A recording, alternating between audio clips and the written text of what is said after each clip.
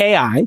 Yeah. Are people getting too much credit in public markets, kind of running with this before it's actually ready for prime time? Just to add to Freeberg's point here, there are a lot of people talking about doing things. In startups, I see people actually doing things. I would say 4 out of 5 startups that we've invested in, and the majority of them that we're being pitched on right now, are not only talking about AI, which they were all talking about it 3 years ago, they're actually implementing it now because the tool sets are available. I just had a call. Thank you, Freeberg, for putting me in touch with the Google people.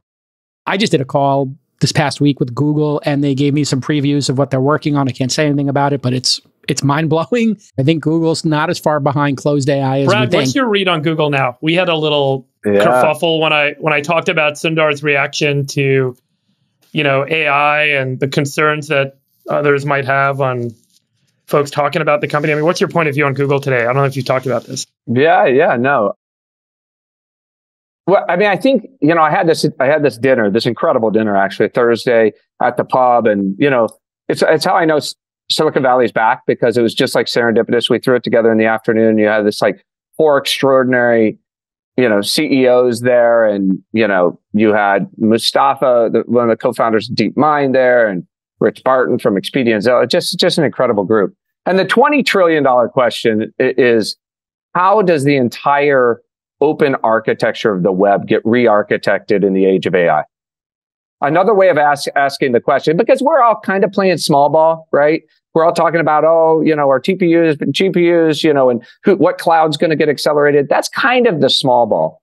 The big ball here, the $20 trillion question that has defined the entire internet for our entire careers, has been web search.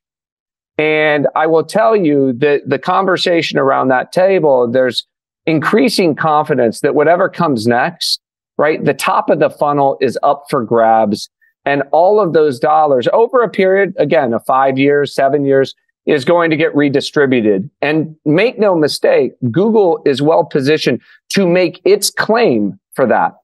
But its claim is going to come at the expense of search. And so Google may create the best AI in the world, but it's going to have to fight off the cannibalization of core search. And the question is, in this new thing. And so Rich Barton, an incredible product founder, right? Think about Expedia. CEO of Zillow?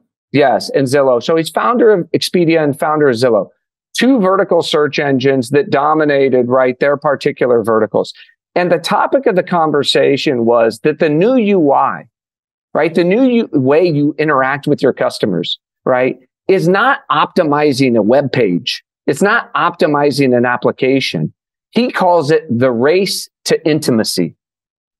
The race to intimacy, that you have to build a conversational UI. I've run that race a few times. and it's a related race. I think that was a sprint, not a marathon.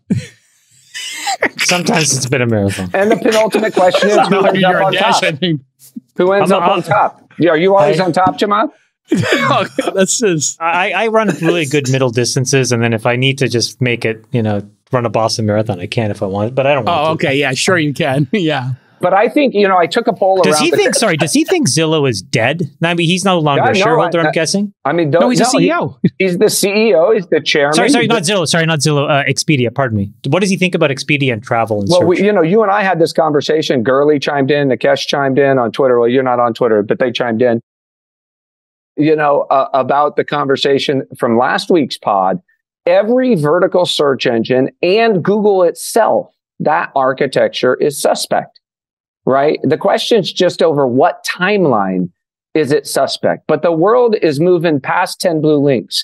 Information retrieval that looked like a card catalog is not where we're going. You no longer need an index. You need someone to do the retrieval from the index for you. That's the new service. And extract the knowledge and present that's what the knowledge. It's personalized to you. But I think one of the questions that's still outstanding from an architectural point of view, in terms of your interaction with all the data in the world, is, are you as a user going to have a number of independent relationships with your travel search engine, your travel agent, or are you going to have a relationship with your doctor medical office, and you're going to have a separate relationship with your, financial advisory type service?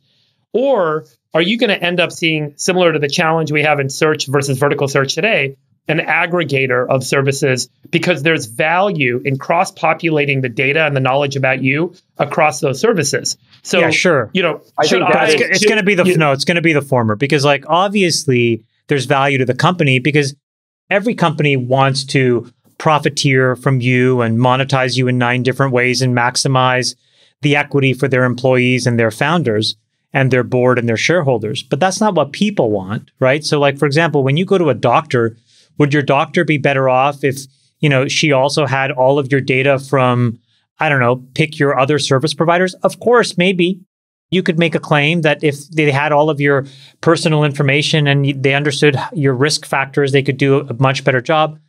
But the reason you don't do that is you want some segregated relationships. A, it gives you some level of privacy, but mostly it gives you control. In a world of AI where you can be more conversational, the idea that humans will want to get reduced to talking to one thing for everything, I think is wrong. I think instead it's actually going to be hyper-fragmented because the best-in-class use cases are going to be the things that people want. And then B, it gives the user control. The one thing I would tell people is do not give up all of your data to one thing who's professing to be it all. They are going to lie to you and trick you, and you're going to have a social media problem writ large all over again.